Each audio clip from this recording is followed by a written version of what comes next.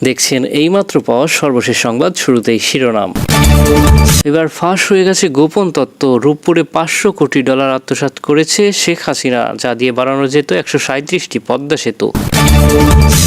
অবশেষে নির্বাচনের তারিখ জানিয়েছেন অন্তর্বর্তী সরকারের প্রধান ডক্টর মোহাম্মদ ইউনূস। প্রতিবন্ধী সেজে বোরকা পরেও পালাতে পারল না ওবায়দুল কাদের, হাতে নাতে আটক গুলশান থেকে। এদিকে আইনমন্ত্রীকে রিমান্ডে মারধর করা হলেও তিনি মুখ খুলছেন না। তিনি বলছেন, আমার বিশ্বাসই হচ্ছে না আওয়ামী লীগ সরকারের পতন হয়েছে। প্রিয় দর্শক, দেখছিলেন শিরোনাম, এখন জানিয়ে দেব বিস্তারিত। স্বৈরাচারী শেখ হাসিনার পদত্যাগের পর থেকে একে একে বেরিয়ে আসতে শুরু করেছে তার যত কুকর্ম। গত এক প্রকল্প থেকে $500 কোটি আত্মসাতের ঘটনা বেরিয়ে এসেছে গতকাল।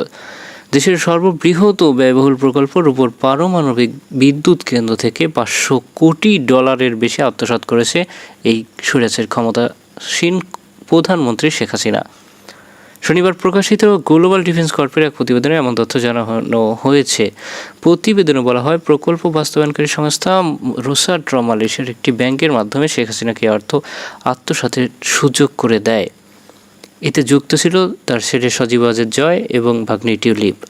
এতে আরও বলা হয়, রাশিয়ার সহযোগিতায় বিদ্যুৎ কেন্দ্রটির নির্মাণে খরচ ধরা হয় $1,265 কোটি, যা প্রয়োজনের তুলনায় 1000 গুণ বেশি। এই বাজেট থেকে প্রধানমন্ত্রী তার $500 কোটি সরিয়ে রাখেন। নিজের ভাগ্নি টিউলিপ সিদ্দিকের মধ্যস্থতায় রাশিয়ার সঙ্গে এই চুক্তি করে তৎকালীন প্রধানমন্ত্রী শেখ হাসিনা। আর এই মধ্যস্থতার বিনিময়ে পাচার করা অর্থে 30% পেয়েছেন টিউলিপ। শেখ রেহানা ও পরিবারের কয়েকজন সদস্যও ছিলেন ভাগিদার। 2013 সালে রাশিয়ার প্রেসিডেন্ট ভ্লাদিমির পুতিনের সঙ্গে শেখ হাসিনার সাক্ষাতের সময় সঙ্গী ছিলেন টিউলিপ সিদ্দিক। গ্লোবাল ডিফেন্স কর্পের দাবি, সে সময় ঢাকা মস্কোর $1 বিলিয়ন অস্ত্র চুক্তির মধ্যস্থতাও করেন তিনি।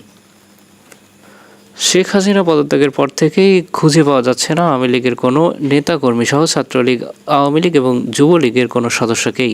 তার মধ্যে আওয়ামী লীগের সাধারণ সম্পাদক ওবায়দুল কাদেরকে আজ গ্রেপ্তার করেছে পুলিশ। ডিবি প্রধান জানান, ওবায়দুল কাদের প্রতিবন্ধী ভিক্ষুক সেজে অবস্থান করে গুলশানের একটি জায়গায়।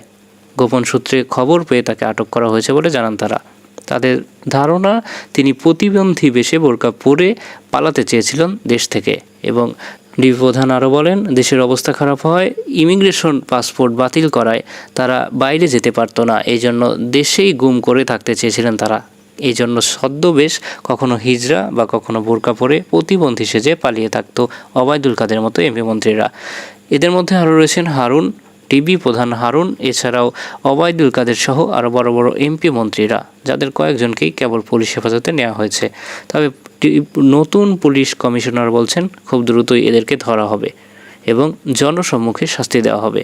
অবশেষে নির্বাচন নিয়ে মুখ খুললেন অন্তর্বর্তী সরকারের প্রধান উপদেষ্টা ডক্টর মোহাম্মদ ইউনূস। তিনি বললেন, শেখ হাসিনা সরকার পুরো দেশটাকে একেবারেই ভঙ্গুর করে রেখে গিয়েছে। দেশের প্রতিটি স্তর, আইন বিভাগ, বিচার বিভাগ এবং শাসন বিভাগকে সুপ্রতিষ্ঠিত এবং সুবিন্যাসভাবে গড়ে তোলার পরই আমরা নির্বাচন জারি করব বললেন তিনি।